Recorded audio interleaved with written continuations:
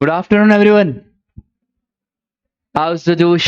चलो, ऑडियो का video, video का ऑडियो, सब बराबर क्या दोस्त। आज अपने को नया चैप्टर शुरू करना है। अगला जो चैप्टर है ना, बड़ा ही इंटरेस्टिंग है। उसके दो पार्ट है। चैप्टर का नाम है अकाउंट्स एंड रिकॉर्ड्स और ई वे बिल। यार, हमारा जो जीएसटी है ना, वहां पे दो चीजें रहती हैं। एक होता है सेल्फ असेसमेंट और एक होता है प्रोविजनल असेसमेंट। देखो, पूरा सिस्टम ट्रस्ट के ऊपर है। आज फैकल्टी होमवर्क देता है, क्वेश्चन देता है, किसके ऊपर? ट्रस्ट के ऊपर। हमको ट्रस्ट होता है कि आप करोगे। पूरा इंडिया किस पे चल रहा है? ट्रस्ट पे। वैसे ही जीएसटी वाले भी क्या करते हैं? ट्रस्ट। इनकम टैक्स वाले भी क्या करते हैं? ट्रस्ट। इनकम टैक्स वालों को मेरे पे पूरा भरोसा है कि साहिल सर जब अपना इनकम टैक्स रिटर्न भरेंगे तो बिल्कुल सच की राह पे चलेंगे, एक भी रुपए का इनकम टैक्स नहीं चुराएंगे। ऐसा मैं नहीं बोल रहा हूं, मेरे में ऐसे कोई ट्रेट नहीं है। ये कौन बोल रहा है? Income tax, government. वैसे ही जीएसटी में होता है। जीएसटी का रिटर्न किसको भरना है? साहिल सर को। साहिल सर जीएसटीआर 1 भरेंगे। इस जीएसटीआर 1 में सारे क्या दिखाएंगे सर? ट्रांजैक्शन। फिर उसके बाद भरेंगे क्या? जीएसटीआर 3 भी। ये जो ट्रांजैक्शन जीएसटीआर 1 में दिखाए उसका पेमेंट होगा कहां पे? जीएसटीआर 3 में। और सर आप जब पेमेंट करोगे तो आप आईटीसी भी तो अवेल करोगे, तो आपको आईटीसी कहां पे दिखेगी? जीएसटीआर 2B में। अब पूरा सिस्टम कैसे चल रहा है? ट्रस्ट पे। सरकार बोलती है पहले तो आप क्या करो? सेल्फ असेसमेंट करो। जो आपको लगता है उस हिसाब से आप जीएसटी की लायबिलिटी का पेमेंट करो। जो ट्रांजैक्शन आप जीएसटीआर 1 में दिखाओगे उसको हम सच मान लेंगे, जो पेमेंट आप करोगे उसको हम सच मान लेंगे, और जो आईटीसी आप लोगे उसको हम क्या मान लेंगे? सच। पूरा system is on the basis of self assessment. इसके बाद अगर प्रॉपर ऑफिसर को डाउट होता है ना, तो प्रॉपर ऑफिसर करता है स्क्रूटनी। स्क्रूटनी हर केसेस की नहीं होती। स्क्रूटनी कब होती है? जब प्रॉपर ऑफिसर को डाउट है। प्रॉपर ऑफिसर को लग रहा है यार तो बहुत शाना बन रहा है, जीएसटीआर 1 में इसने 100 ट्रांजैक्शन दिखाए, जीएसटीआर 3B में इसने 20 ट्रांजैक्शन दिखाए, तो अब आपका जो रिटर्न है उसको सिलेक्ट करा जाएगा फॉर स्क्रूटनी। हर इंसान इनकम टैक्स के रिटर्न भरने से डरता नहीं है, भर तो देता है, पर वो भगवान से दुआ करता है कि डियर भगवान, हमारा रिटर्न स्क्रूटनी में नहीं आना चाहिए, क्योंकि जब स्क्रूटनी में आएगा तो फिर अब डॉक्यूमेंटेशन मांगे जाएंगे, फिर आपसे और एडिशनल चीजें मांगी जाएगी। वैसे ही जीएसटी में होता है। अभी ये सब बातें तो आपके कोर्स में अभी नहीं है, पर फिर भी नॉलेज पर्पज से याद रखना। इंसान 5 साल तक वेट करता है। नॉर्मल केस है ना, तो मुझे 3 साल तक डर लगता है। दो नोटिस आते हैं, एक आता है सेक्शन 73 का और एक आता है सेक्शन 74 का। ये 73 इज बोनाफाइड केसेस और 74 इज मतलब आपका इंटेंशन है काय का? फ्रॉड का। आपने टैक्स की चोरी करी हो, गलत रिफंड लिया हो, आईटीसी ज्यादा लिया हो, तब नोटिस आते हैं किसके? 73 और 74। सर ये 73 के नोटिस आने की टाइम लिमिट क्या होती है?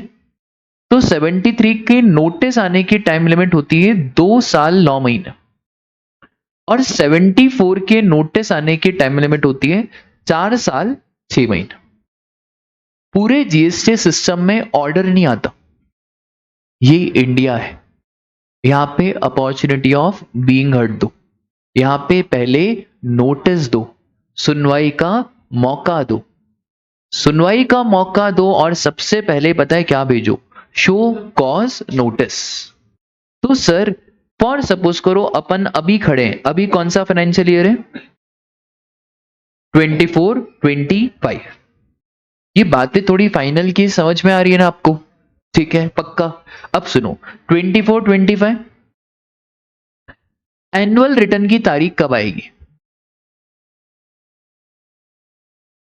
सर देखो, एनुअल रिटर्न की तारीख आती है अगले साल की 31 दिसंबर। तो 31 दिसंबर नेक्स्ट फाइनेंशियल ईयर 2025। इस 31 दिसंबर 2025 से नोटिस कब आएगा? ऑर्डर नहीं। लॉ मेकर की जो लैंग्वेज है ना वो इतनी शानदार है। लॉ मेकर बोलता है ऑर्डर 3 साल, पर नोटिस कब? ऑर्डर के 3 महीने पहले। क्या लैंग्वेज है! ऑर्डर कितने साल में? 3 साल। पर नोटिस कब? ऑर्डर के 3 महीने पहले। तो मुझे एक बात बताओ, 31/12/2025 का ऑर्डर कब तक आएगा? सर 3 साल जोड़ो, 31/12/2028। पर शो कॉस्ट नोटिस पता है कब तक आएगा? 3 महीने पहले, डेट इज 30/9/2028। ये हो गया कौन सा केस? सेक्शन नंबर 73 का। अब प्रॉपर ऑफिसर तो चोर है, टाइम तो कम है। अब वो पता है क्या करते हैं? वो लोग बोलते हैं कि अगर 73 की टाइम लिमिट चली गई, हम तो प्रॉपर ऑफिसर है, तो वो लोग फिर किसका नोटिस भेजते हैं? और 74 की टाइम लिमिट कोई 3 साल नहीं है, कितनी है? 5 साल। ऑर्डर की कितनी? 5 साल। यही नोटिस अगर 74 में आना होता तो भाई एनुअल रिटर्न कब? 31/12/2025। इसमें कितना जोड़ोगे? 5 साल। 31/12/2000। पर सर शो कॉस्ट नोटिस कब आएगा? 6 महीना पहले, डेट इज 30 जून 2030।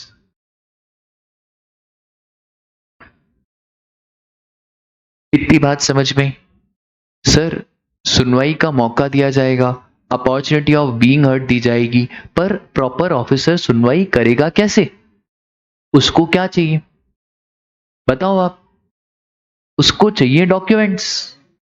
वो आपसे मांगेगा आपके पूरे के पूरे अकाउंट्स, आपके पूरे के पूरे रिकॉर्ड्स। वो आखिरकार कौन कौन से अकाउंट्स और रिकॉर्ड्स मांगेगा वो हम इस चैप्टर में सीखेंगे। तो जर सिस्टम तो भले ट्रस्ट पे चल रहा है, पर इस ट्रस्ट वाले सिस्टम में अगर प्रॉपर ऑफिसर को कोई भी डाउट रहेगा ना, तो प्रॉपर ऑफिसर असेसी से टाइम टू टाइम मांगेगा एडिशनल इंफॉर्मेशंस, अकाउंट्स और रिकॉर्ड्स। इसका मतलब है जीएसटी में लोगों को खौफ पता है कब तक रहता है?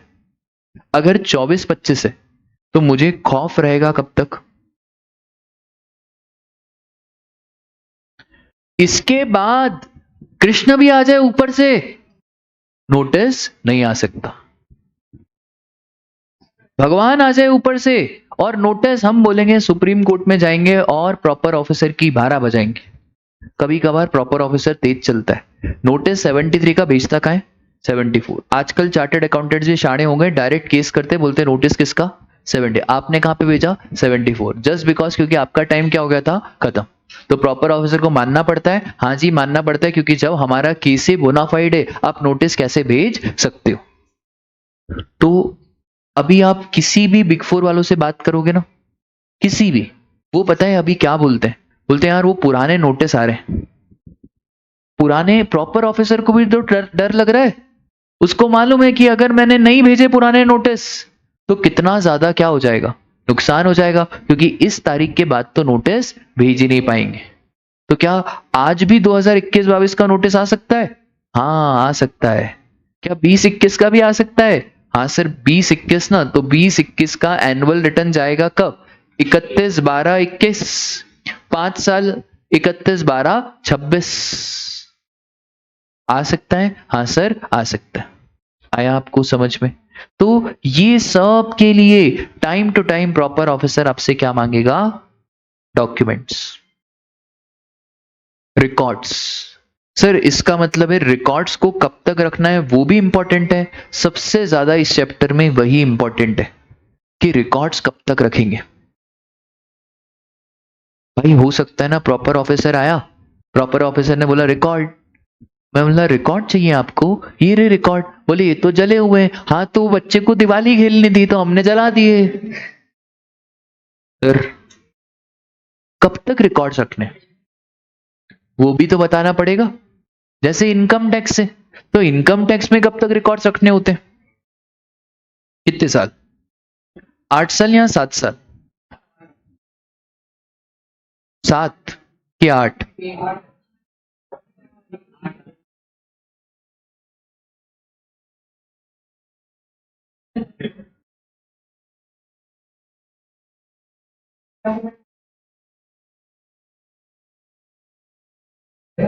चलो चलो चलो, इधर इधर इधर इधर इधर। अब सुनो ध्यान से, सुनना ध्यान से। यहाँ पे रिकॉर्ड रखने रहते हैं 72 मंथ्स तक। कब तक रखने होते हैं? 72 मंथ्स। एक चीज हमेशा याद रखना बेटा, पूरा इंडिया आपको बता देगा 72 मंथ्स, पर पूरे इंडिया इसका लॉजिक नहीं बताएगा। वाई 72? इतनी आसानी से लॉजिक नहीं आता है, बहुत लॉ को पढ़ना पड़ता है फिर लॉजिक आता है। 72 इसलिए क्योंकि बेटा ऑर्डर कितने टाइम में? 5। 12 × 5 तो कितने हो गए? 60। बेटा तुम इतनी जल्दी आग लगाओ मत, अभी थोड़ा रुको, अभी थोड़ा रुको। कितना रुको? 12 महीने और रुको। तो सर लॉ मेकर सबसे इंपॉर्टेंट चीज बोलता है कब तक रिकॉर्ड्स रखना है? 72 मंथ्स। कहां से? From due date of annual return. इसका मतलब है राजा, सोच समझ के मुझे आप बताना, मैं यहां पे लिख देता हूं तारीख। क्या 2020-21 एक टेबल बनाते हैं अपन। टेबल में अपन लिखते हैं यहां पे ईयर, यहां पे एनुअल रिटर्न, और सर यहां पे लिखो आप रिकॉर्ड डेट 20-21। मैं क्या कर रहा हूं ना, मैंने बोला अरे चुन्नू आजा बेटा, माचिस जलानी है। क्या जलानी है बेटा? माचिस। क्या माचिस लेके मैं खड़ा हूं, सर माचिस बनाओ।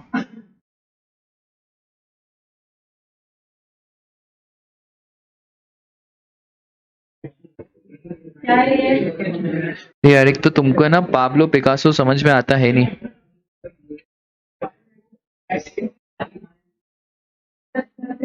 हाँ ये बेटा क्या है बेटा? माचिस। अभी मैं क्या क्यूबॉइड बनाऊं तुम्हारे लिए? अब 20-21 में खड़े हैं, अपने को ये देखना है कि भाई इसको चुन्नू को बोलूं कि बेटा चुन्नू वो रिकॉर्ड पढ़े, जीएसटी के बहुत सारे बिल पढ़े, इनवॉइस पढ़े, इस बार दिवाली बिल्कुल ऐसा रस्सी बम लगा वहां पे। क्या लगा सकते हैं क्या? सर देखो 20-21 के एनुअल रिटर्न कब आएगा? 31/12/2021। तो चुन्नू बेटा प्लस 72 मंथ्स, तो 72 मंथ्स हो गया हमारा कितना? 31/12/2027। तो चुन्नू अभी थोड़ा वेट करो, जब अगली दिवाली आएगी, अगली दिवाली के भी, अगली दिवाली, ओहो चुन्नू का मन हो गया उदास, चुन्नू रोए जा रहे इसने बोला पापा मैं इतने फटाके लाया, मैं इस बार वो भी लाया, कौन सा बम? रॉकेट बम, सूतली बम। इस बार तो मैं सिर्फ अनार चक्री भी लाया, पापा जलाना है, किसी को तो जलाना है, किसी को तो राख करूंगा। बोला ठीक है। चुन्नू ने बोला यार पापा एक काम करो, 19-20 के रिकॉर्ड। क्यों यार? 19-20 एनुअल रिटर्न 31/12/2020 प्लस 72 मंथ्स। हमने बोला यार चुन्नू 31/12/2026। इसका मतलब अगर दिवाली 31/12/2026 की है तो 31/12/26 तक तो रखना ही पड़ेगा। उसके एक दिन बाद मतलब शुभ दिन आएगा ना, जब 1 जनवरी 2027, उस दिन तुम इस पे माचिस जला के राख कर देना। अब सुनो ध्यान से, सुनना बिल्कुल ध्यान से। 2018-19, ठीक है, 18-19 को क्या हुआ ना, हमारे काम ही इतने काले थे कि कोर्ट ने क्या कर दिया, पूरे डॉक्यूमेंट खराब थे, ठीक है, कोर्ट ने केस कर दिया। अब हमको मालूम था कि कोर्ट केस करेगा तो कोर्ट डॉक्यूमेंट मंगवाएगा, और कोर्ट के केस कहाँ एक दिन चलते। वो है ना यार वो अपनी शायरी कि खुदा महफूज रखे 3 बलाओं से, हकीमों से, वकीलों से और हसीनों की निगाहों से। तो बस वैसे ही हमारा कोर्ट का केस था। अब कब है सर हमारा? 31/12/2019 प्लस क्या 72 मंथ्स। कब तक आ रही है? 31/12/2025।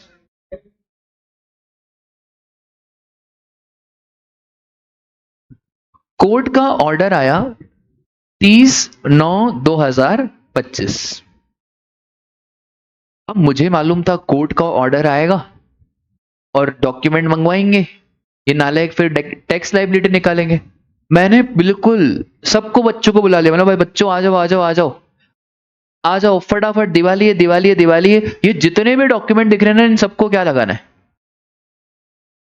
सर कोर्ट की तो धज्जियां उड़ा दी आपने, लॉ ने तो पूरी धज्जियां उड़ा दी कोर्ट की। क्योंकि क्या तुम कोर्ट को ऑर्डर दोगे कि कोर्ट 6 साल के अंदर अंदर आपको क्या देना है? ऑर्डर। बेटा भगवान से डरो। जज साहब को तुम इतनी हिम्मत, जीएसटी लॉ तो इतनी हिम्मत, तो जज साहब को क्या बोल रहे कितने टाइम में दे? जज हैं भाई हम नहीं सुनेंगे जीएसटी लॉ की। हमारी जब इच्छा होगी हम तब ऑर्डर देंगे। हम 10 साल बाद ऑर्डर दें, हम 20 साल बाद ऑर्डर दें, तभी तो कोर्ट है। इनके पास कोई टाइम लिमिट थोड़ी ऑर्डर देने की, कभी भी दे सकते हैं क्या? हाँ। और सर जब हम ऑर्डर देंगे तो डॉक्यूमेंट चाहिए। तो फिर लॉ मेकर ने एक और पॉइंट का ध्यान रखा कि अगर कोर्ट का ऑर्डर है ना, और केस अगर कोर्ट में है, तो कोर्ट के ऑर्डर के बाद 1 साल तक और डॉक्यूमेंट रखना पड़ेगा।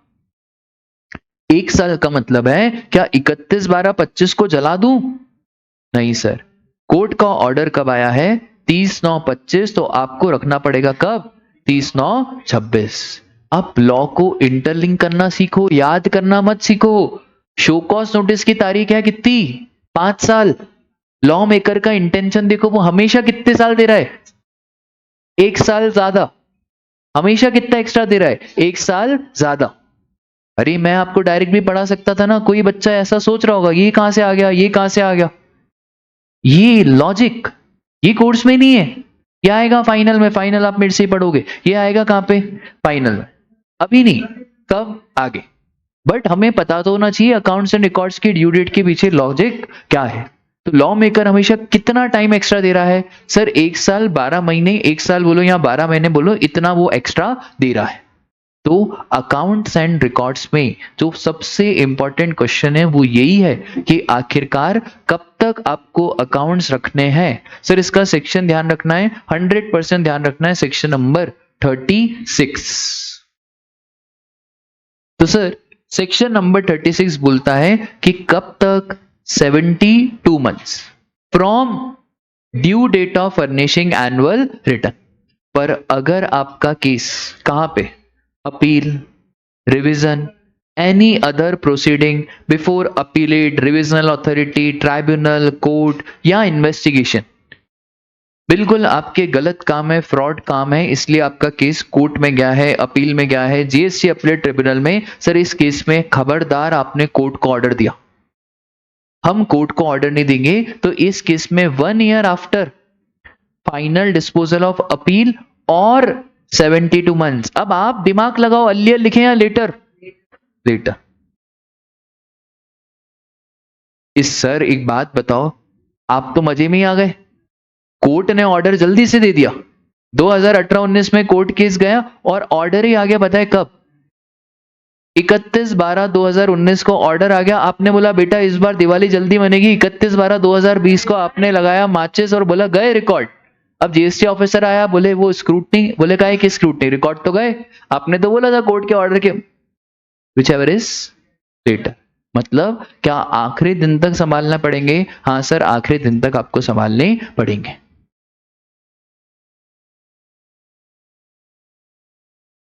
ठीक है।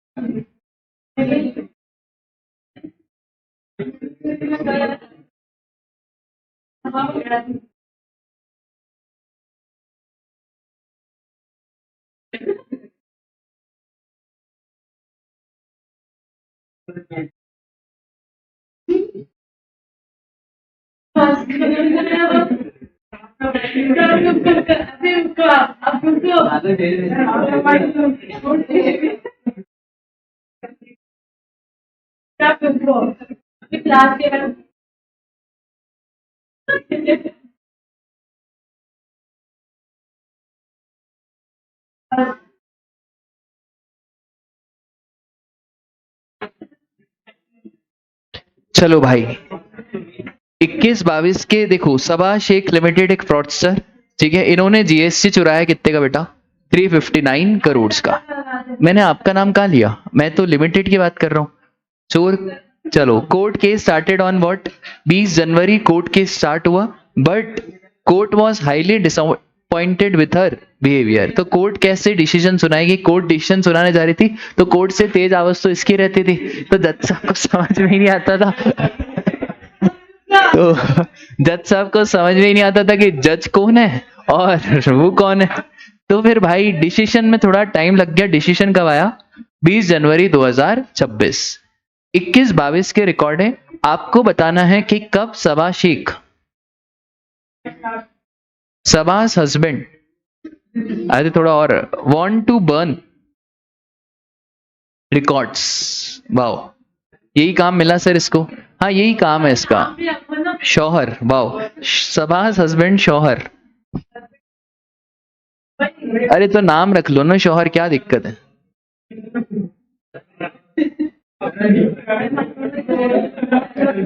बस शोहेब, है ना? छोड़ो तुम, अरे छोड़ो, आओ क्वेश्चन पे आओ, क्वेश्चन की फीलिंग्स पे आओ। सबसे पहले रिकॉर्ड किसके भाई? रिकॉर्ड किसके? 21-22। अच्छा, 21-22 के रिकॉर्ड, एनुअल रिटर्न की तारीख 31 दिसंबर। एक टफ क्वेश्चन पूछूं? केस अपना नहीं है, केस कोर्ट में भी जा चुका है, ठीक है, ये जो मैं अभी आपसे पूछ रहा हूं। बहुत बार क्या होता है ना, ड्यू डेट आगे बढ़ जाती है। बहुत बार क्या होता है, ड्यू डेट, एनुअल रिटर्न की ड्यू डेट भी बहुत बार आगे बढ़ जाती। तो ये वाली ड्यू डेट लेंगे डिफॉल्ट वाली कि जो आगे बढ़ी? हाँ, इतना टफ क्वेश्चन इंस्टीट्यूट बनाता नहीं है, बट अगर ड्यू डेट एक्सटेंड हो गई तो ये वाली due date is not relevant. यार लॉ मेकर के एंगल से सोचो ना यार, जब ड्यू डेट हमने एक्सटेंड कर दी तो फिर कौन सी ड्यू डेट रिलेवेंट हो जाएगी? वो एक्सटेंडेड ड्यू डेट रिलेवेंट हो जाएगी। बोलो, बात क्लियर है क्या? सर 21-22 है तो एनुअल रिटर्न की डेट हो गई 31/12/22। नेक्स्ट फाइनेंशियल ईयर 22-23, इसमें कितना जोड़ दो? ठीक है, तो कितना क्या आएगा? 31/12/2028। पर sir sir sir sir sir, सवा का पति थोड़ा सा खतरनाक था, ये सवा से भी खतरनाक था। अरे नहीं नहीं नहीं, पानी पीना तो सही है। तो ये सवा से भी क्या था? खतरनाक। ये तो पता है क्या करा इसने? इसने पूरे गांव वालों को बुला लिया और बोले, गांव वालों आ जाओ 20 जनवरी 2027 के दिन, इंटर वाले बच्चों तुम भी आ जाओ, अपन क्या लगाएंगे बबलू भैया? अपन लगाएंगे क्या? आग। वाओ, तो अपन लगाएंगे क्या बेटा? आग। तो सभा का पति बोल रहा है यार 20 जनवरी 27 को लगाओ क्या? हम उसको समझाएंगे बेटा बाबू, मतलब राजा बेटा, ऐसा नहीं है कि कोर्ट के केस का डिसीजन जल्दी आ गया तो एक साल बाद क्या लगाओ? आग। इन दोनों में से whichever is, तो बेटा कब तक रिकॉर्ड रखने पड़ेंगे? 31/12/2028। ठीक है, बोलो बात समझ में आई क्या? बहुत बढ़िया। आया आपको? बोलो हाँ हाँ। बहुत बढ़िया, ये डाउट तो आना था सर। एक बात बताओ, सभा के पति ने बोला गया तेल लेने लो, इसने तो भाई जला दी आग। कब जला दी? 20 जनवरी 2027। अब बेटा जैसे ही आपने आग जला दी तो एक सेक्शन 122 होता है, उसके तहत आपको क्या लगाई जाएगी? पेनल्टी। और जीएसटी लॉ वाले इतने स्ट्रिक्ट है, ये लोग सिविल प्रोसीजर नहीं लगाते, ये लगाते हैं क्या? Criminal procedure. ठीक है, तो अगर आपने ऐसे लॉ को तोड़ा और आपने ये अकाउंट रिकॉर्ड्स को पहले ही जला दिया, तो सर फिर आपके ऊपर वो पीनल प्रोविजन और सीआरपीसी के प्रोसीजर्स लग जाएंगे। उसको आप अभी छोड़ दो, सब अभी पढ़ोगे तो फिर फाइनल में कैसे क्या मजा आएगा। ठीक है, बोलो बात क्लियर है क्या? बहुत बढ़िया।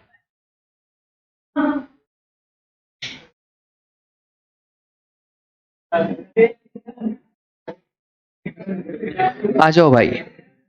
तो अकाउंट्स एंड रिकॉर्ड्स, सबसे पहले तो सर अकाउंट एंड रिकॉर्ड्स रखने कहाँ पे? कहाँ रखे सर? कहाँ रखे? कहाँ रखे? तो एक तो आपको रखने PPOB. PPOB is principal place of business. इसको कोई गाली की तरह यूज मत करे। PPOB is what? Principal place of business. APOB is what? Additional place of business. आपको हर अकाउंट्स और रिकॉर्ड्स पीपीओबी पे भी रखना है और एपीओबी पे भी रखना है। एक और चीज अभी समझना ध्यान से, ये क्या नाम है इसका? वैभव।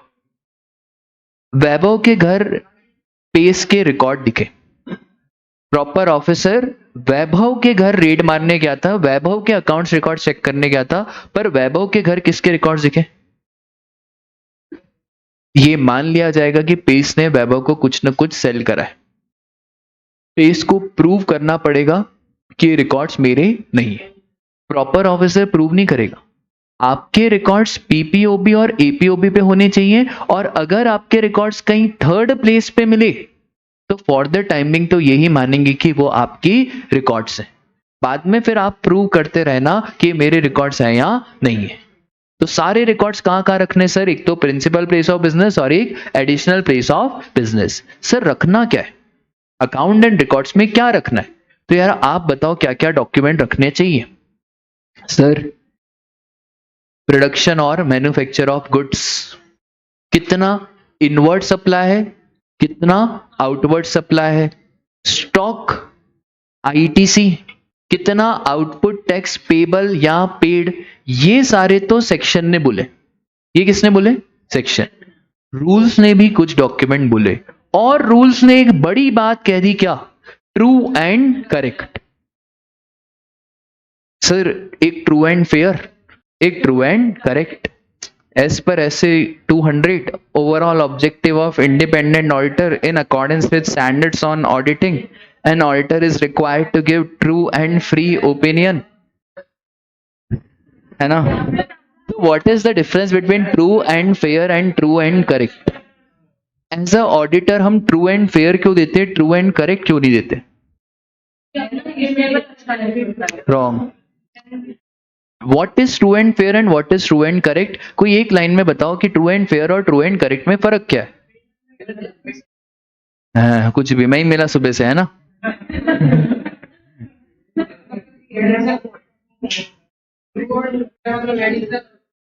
चलो आज ट्रू एंड फेयर और ट्रू एंड करेक्ट क्लियर करते हैं। आपका क्या नाम? अभी जो आज मैं बताऊंगा ना कभी जिंदगी में नहीं भूलोगे। क्या नाम बेटा?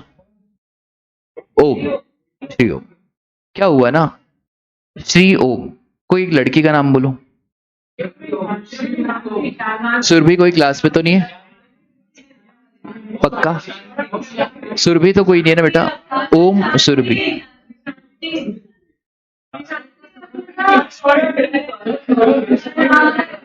ओबी। ओ अरे हैशटैग ओबी। ठीक है, ओम सुरभि हैशटैग व्हाट? ओबी। ओम और सुरभि का गहरा प्यार था। सुनो तो सही, ओम और सुरभि का बहुत गहरा प्यार था, मतलब 15 सालों से। ओम कितने साल बेटा? 15 सालों से प्यार करता है किससे? सुरभि से। सुरभि भी 15 सालों से ओम से प्यार कर रही है। अभी सुनो ना, बताओ आशुतोष कुमार फेयर मतलब गोरा। सही सही, अब समझ में आ रहा है ना क्यों नहीं हो रही पढ़ाई। चलो तो बहुत गहरा प्यार था। ये एक दिन मूवी पे गए। कहाँ गए ये? मूवी पे। अभी सुनो ना, अब मूवी देख के आया। ओम बेचारा सीधा था, मम्मी को सब बताता था। ओम की मम्मी ने पूछा बेटा ओम कहाँ गया था? तो ओम ने बोला कि मैं है ना मूवी पे गया था। कहाँ पे गया था? मूवी पे। इसको बोलते हैं ट्रू एंड फेयर। इसको क्या बोलते हैं? True and fair.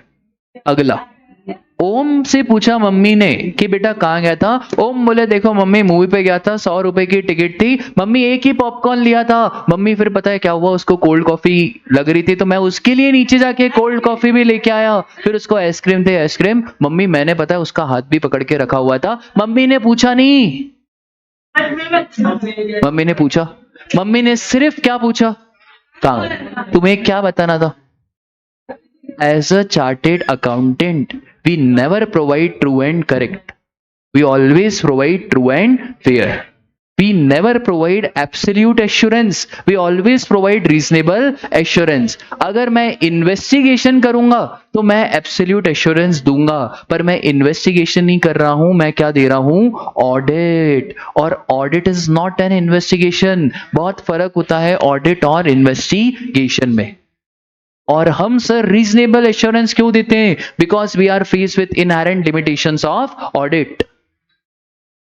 याद है? बस यही याद है बस। तो ट्रू लॉ मेकर क्या बोल रहा है? ट्रू एंड फेयर नहीं चाहिए, ट्रू एंड करेक्ट। मतलब एक एक चीज बिल्कुल सही होनी चाहिए, क्योंकि हम, वाह आशुतोष को देखो कॉर्नर की सीट लिया था, ये बहुत नालायक है यार। तो लॉ मेकर बोल रहे हैं क्या? True and correct, not true and fair. तो क्या क्या डॉक्यूमेंट रखने सर आपको? रूल्स बोल रहा है क्या गुड सर्विस इंपोर्ट करे, जो भी आपके पास एडवांस आया है वो, कहां पे आपने गुड्स स्टोर करे। स्टेट का नाम लिखने से नहीं चलेगा, क्योंकि ट्रू एंड फेयर नहीं मांगा, ट्रू एंड करेक्ट। तो जहां पे आपके गुड्स स्टोर्ड है ना, उस वेयर हाउस का पूरा एड्रेस दो। ऐसा नहीं लॉ मेकर को बोल दिया हाँ एमपी में गुड्स रखें, एमपी में किधर ढूंढ लो। ठीक है, ट्रू एंड फेयर चल रहा है। नहीं भाई पूरा आपको बताना पड़ेगा। क्या हमने बोल दिया भाई 10 लाख का एडवांस है, किससे आया? नाम बताओ, पता बताओ, जीएसटी पे करा या नहीं करा। तो each and everything in the detail. और sir name and address of recipient of goods और सर्विसेज, किस किस को आपने माल बेचा है और किसने बेचा है, तो सप्लायर की डिटेल भी आएगी, रेसिपिएंट की भी डिटेल आएगी, और अगर रिवर्स चार्ज सप्लाईज है तो उसके भी सारे डॉक्यूमेंट्स आपको रखने पड़ेंगे। ये डॉक्यूमेंट किसने बताया? तो एक्ट ने तो बस ये बताया, और एक्ट को एलोबरेट करा किसने? रूल्स ने। और क्या ट्रू एंड फेयर की बात बोली? नहीं सर ट्रू एंड फेयर की बात नहीं बोली, बात बोली किसकी? ट्रू एंड करेक्ट की। बोलो बात समझ में आई? अब एक बात सोच समझ के बताना, ये कंपोजिशन वाला है, ये कौन है? कंपोजिशन। इसको हमने बोला कि भाई आप एक काम करो, टैक्स का रिकॉर्ड रखो। ये हंसा है, अरे मेरे पास टैक्स ही नहीं है, मैं कहां से टैक्स का रिकॉर्ड रखूंगा? कंपोजिशन वाला क्या करता है सर? कंपोजिशन वाला क्या करता है? Bill of supply. भाई तो हमने बोला कि डियर कंपोजिशन, आपको स्टॉक की डिटेल रखने की जरूरत नहीं है, आपको फ्लैट रेट पे टैक्स पे करना है। तो जब आपको फ्लैट रेट पे टैक्स पे करना है तो ना आपको ओपनिंग स्टॉक कितना, रिसीट कितना, कितना इशू करा, कितना चोरी हुआ, क्या फ्री में बांटा, ये कुछ रखने की जरूरत नहीं है, क्योंकि आप कौन हो? और आपको टैक्स की डिटेल रखने की जरूरत ही नहीं है। क्या टैक्स, क्या आईटीसी, क्या tax invoice, debit note, credit note, delivery challan, ये सब नहीं रखना है। किसको? एक सॉलिड क्वेश्चन बनता है एग्जाम में, थ्योरी क्वेश्चन, कि कंपोजिट वाले को ऐसे कौन से डॉक्यूमेंट से जो रखने की जरूरत नहीं है, ना तो स्टॉक ऑफ गुड्स और न ही डिटेल्स ऑफ टैक्स। और याद मत करना, कैसे समझोगे? लॉजिकली समझोगे, बिकॉज कंपोजिशन वाले को एक फ्लैट रेट से टैक्स देना रहता है। जब सर उसको फ्लैट रेट से टैक्स देना है तो इन सब की उसको जरूरत नहीं है। बोलो उठाने क्या? ठीक है। अच्छा एक बात पूछूं, रिकॉर्ड कैसे रखने होंगे, मैन्युअली या इलेक्ट्रॉनिकली, कि सर दोनों वे में रख सकते हैं? यार तुमको किसने इतना अच्छा पढ़ाया? सर मैन्युअली भी रख सकते हैं और इलेक्ट्रॉनिक भी रख सकते हैं। बोलो डन है क्या? ठीक है, चलो आज के लिए बस इतना ही, मिलते हैं कल।